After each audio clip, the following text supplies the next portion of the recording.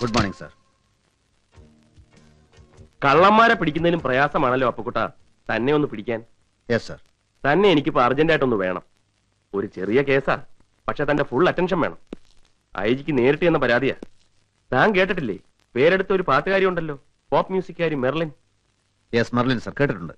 ഏതോ ഒരു ചെറുപ്പക്കാരൻ അവരെ സ്ഥിരമായി ശല്യപ്പെടുത്തുന്നു. അവർക്ക് പ്രോഗ്രാം നടത്താൻ പറ്റുന്നില്ല, എവിടെ പോയാലും അവൻ പിറകെ നടക്കുക അത്രേ. ഏതോ ഒരു രമേശ്.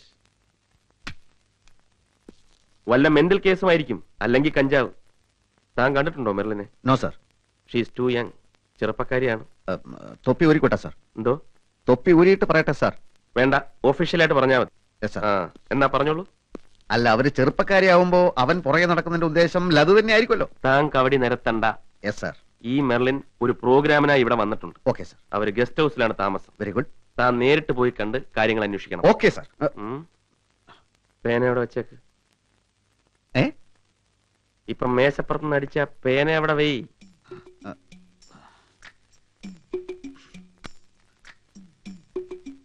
എന്താ അത് വലത്തെ പോക്കറ്റ് മടിച്ചിരിക്കുന്നുണ്ടല്ലോ? എടുക്കെടുക്ക്, എടുക്കടോ.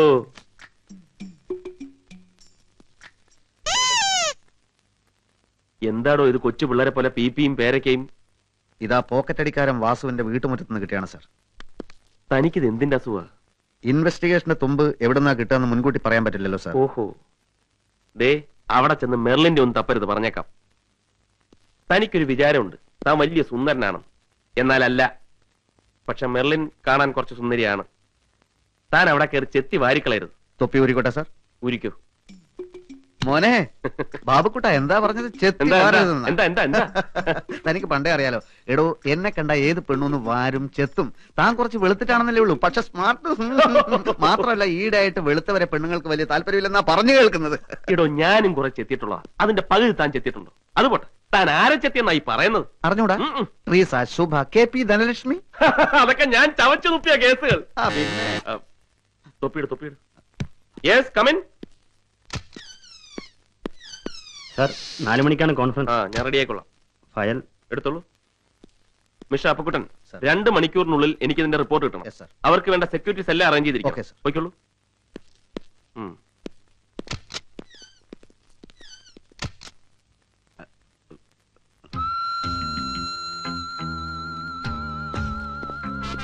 ഇതാണോ പോപ്പ് മ്യൂസിക്കാരി മെർലിന്റെ ഗസ്റ്റ് ഹൗസ്? അതെ. താനെന്തിനാണ് അവരുടെ പുറകെ ഇങ്ങനെ തൂങ്ങി നടക്കുന്നത്? താനെന്തിനാണ് അവരുടെ പുറകെ ഇങ്ങനെ തൂങ്ങി നടക്കുന്നത്? ഞാൻ അവരുടെ മേക്കപ്പ് മാനാണ് സർ. മേക്കപ്പ് ആണെന്ന് മനസ്സിലായി, പക്ഷെ മുഖത്ത് പ്രായവും വരുത്തി ഒരു കൊടവയറും ഫിറ്റ് ചെയ്താൽ കണ്ടുപിടിക്കില്ലെന്ന് കരുതിയോ? രമേശ, ഐജിക്കാണ് പരാതി. തന്റെ വിളച്ചിലൊന്നും എന്റെ അടുത്ത് വേണ്ട. പീറ്ററെ, ഒന്നും വന്നേ. എന്തിട്ടാ പ്രശ്നം നോക്കിയേ? എന്താ സർ? അപ്പുക്കുട്ടൻ, CI അപ്പുക്കുട്ടൻ. ഇയാളാരാണ്? എന്താണ് പേര്? പീറ്റർ. ഒന്നുകൂടെ നോർത്തു നോക്കിയ വല്ല രമേശൻ എന്ന മറ്റാണോ ശരിക്കുള്ള പേര് മിസ്റ്റർ പീറ്റർ? അല്ല സർ, ഞാൻ പീറ്റർ, ഗിറ്റാറിസ്റ്റ്. ഗിറ്റാറിസ്റ്റ് ആണ്. ഇതൊക്കെ കൂടി കണ്ടപ്പോ എനിക്ക് മിസ് മെർലിനെ ഒന്ന് കാണണമല്ലോ മിസ്റ്റർ പീറ്റർ. അതെന്താ സർ, കാണാലോ. Yes, come in. Good morning madam. Good morning. പറയൂ. ഇവിടുന്ന് ഒരു പരാതി അയച്ചിരുന്നല്ലോ ഐജിക്ക്. കമ്മീഷണർ അതിന് അന്വേഷണ ചുമതല എന്നെയാണ് ഏൽപ്പിച്ചിരിക്കുന്നത്. അപ്പുക്കുട്ടനല്ലേ? അതെ. എന്താ എങ്ങനെ മനസ്സിലായി? കമ്മീഷണർ ഇപ്പോൾ വിളിച്ച് പറഞ്ഞിരുന്നു. മിസ്റ്റർ അപ്പുക്കുട്ടന് എന്തൊക്കെയാ അറിയേണ്ടത്? ചോദിച്ചോളൂ. യെസ് മാഡം, ആദ്യമായിട്ട് രമേശനെ കാണുന്നത് എപ്പോഴാണ്, എവിടെ വെച്ചാണ്, എന്തൊക്കെയാണ് പ്രശ്നങ്ങൾ ഒക്കെ ഒന്ന് വിശദമായിട്ട് അറിഞ്ഞാൽ കൊള്ളാം. 2 മാസങ്ങൾക്ക് മുമ്പ് ഡൽഹി വെച്ചായിരുന്നു ഞാൻ അയാൾ ആദ്യമായി കാണുന്നത്. യെസ്. തുടരെയുള്ള കുറെ മ്യൂസിക് പ്രോഗ്രാംസുമായിട്ട് ഞാനിന്ന് ഡൽഹി ക്യാമ്പ് ചെയ്യായിരുന്നു. ഒരു ദിവസം അതിരാവിലെ പതിവ് പോലെ ഞാൻ ജോഗിങ്ങിന് ഇറങ്ങിയതാ. ഇടയ്ക്ക് കുറെ ചെന്നപ്പോ ആരും എന്നെ ഫോളോ ചെയ്യുന്നുണ്ടെന്ന് തോന്നി. ഏറെ ദൂരം ചെന്നിട്ടും അയാൾ പിന്മാറുന്ന ലക്ഷണം കണ്ടില്ല.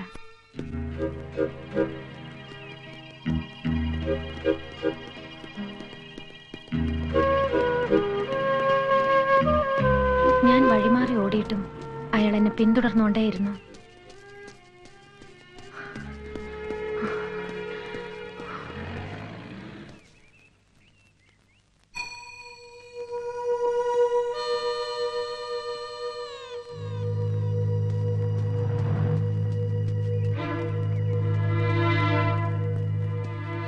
എങ്കിൽ എന്താണ് കാര്യമെന്ന് അറിയാൻ തന്നെ ഞാൻ തീരുമാനിച്ചു.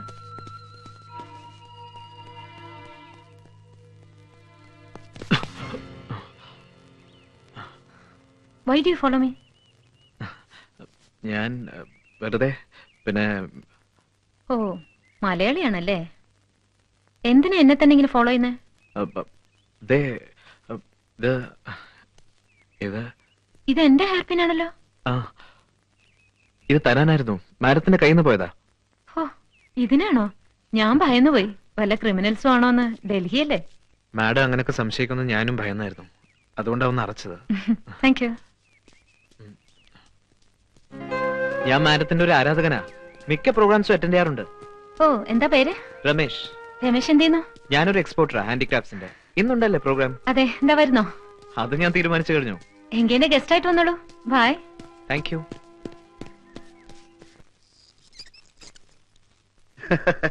കമ്മീഷണർ ഈ പെറ്റീഷന്റെ കാര്യം എന്നെ തന്നെ ഏൽപ്പിച്ചപ്പോ ഞാൻ കരുതി ഈ രമേശൻ വല്ല കടുവയോ പുലിയോ മറ്റോ ആയിരിക്കുമെന്ന്. ഇതിപ്പോ ഇത്രയല്ലേ ഉള്ളൂ കാര്യം.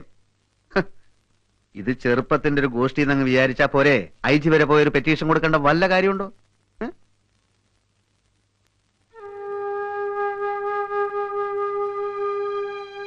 അവൻ അന്നേ ഗുഡ് ബൈ പറഞ്ഞു പോയില്ലേ, പിന്നെന്താ പ്രശ്നം? അവനെ പിന്നെ കണ്ടിട്ടില്ലല്ലോ. കണ്ടു. എപ്പോ? അതിന്റെ തൊട്ട് പിറ്റേന്ന്. പിറ്റേന്നോ? എവിടെ വെച്ച്? ഡൽഹി എയർപോർട്ടിൽ വെച്ച്. അതെങ്ങനെ? പിറ്റേ ദിവസം തന്നെ ഞാൻ ഡൽഹി പോലീസ് സ്റ്റേഷനിലെത്തി സ്റ്റേറ്റ്മെന്റ് കൊടുത്തു. അന്ന് ഉച്ച കഴിഞ്ഞ് എനിക്ക് ബോംബെക്ക് പോകണമായിരുന്നു.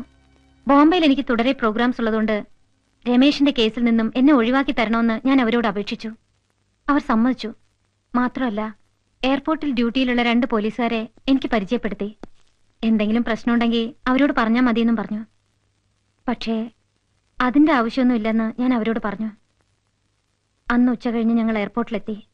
ഞങ്ങൾ എല്ലാവരും നല്ല Jolly മൂഡിലായിരുന്നു.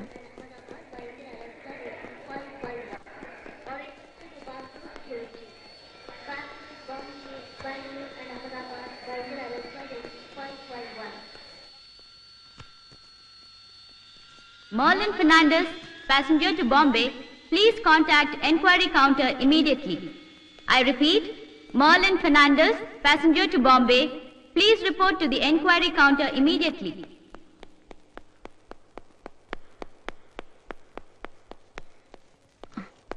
I'm Merlin Fernandez. Yeah, there's a call for you. Hello? Merlin, ഇത് ഞാനാണ്. മെർലിൻ പുറപ്പെടുകയാണെന്ന് അറിഞ്ഞിട്ട് 1 മണിക്കൂറേ ആയുള്ളൂ. നേരിൽ വന്ന് ഗുഡ് ബൈ പറയണമെന്നൊരാഗ്രഹം. എത്ര ശ്രമിച്ചിട്ടും നിയന്ത്രിക്കാൻ പറ്റുന്നില്ല. അതുകൊണ്ടാ ഞാൻ മെർലിന്റെ അടുത്തേക്കൊന്ന് വന്നോട്ടെ, പ്ലീസ്. ഇപ്പൊ രമേശ് എവിടുന്ന വിളിക്കുന്നത്? ഞാൻ അടുത്ത് തന്നെ ഉണ്ട്, വലതുവശത്തെ ബുക്ക് സ്റ്റാളിൽ.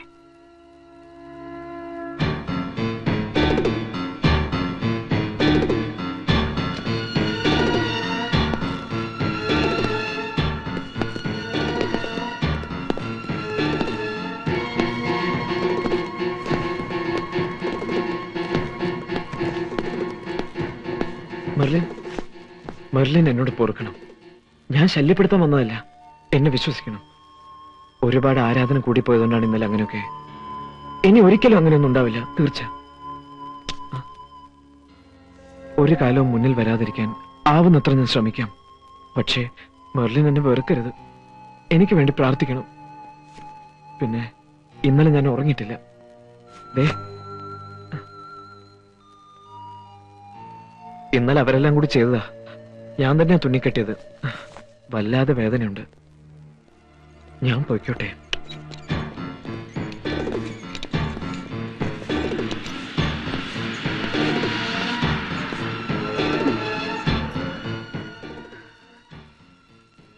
ഇവൻ ആള് മോശമല്ലല്ലോ.